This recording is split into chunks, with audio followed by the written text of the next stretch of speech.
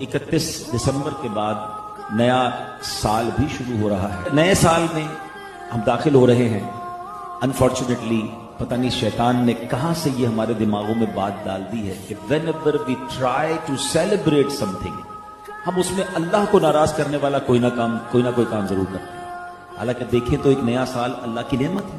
अगर हम वैसे तो इस्लामी साल मुहर्रमुल हराम से शुरू होता है, चलिए अगर आप इसको ईस्वी साल मानते हैं और कैलेंडर दीलोपी हो रहा है, एक अच्छी चीज अगर आप उसको समझते हैं तो इसमें होना क्या चाहिए? बीइंग अ मुस्लिम हमारी बाउंड्रीज है ना, हमारी हर सेलिब्रेशन में अल्लाह की रिजा वाले काम होने चाहिए। मगर अनफॉर्चुनेटली पता नहीं शैतान ने क्या हम पर हमला किया है कि जब भी खुशी का मौका आता है, चाहे शादी हो, चाहे बर्थडे हो, चाहे नया घर ले, चाहे नया बिजनेस शुरू करें, चाहे नया साल आए, हम हर खुशी के मौके पर कोई ऐसा काम जरूर करते हैं जिससे अल्लाह नाराज हो जाए। हालांकि सच बताएं, खुशियां देने वाला कौन है? मालिक है ना। हम मुसलमान है, हमारा तो मानना नेमत देने वाला वही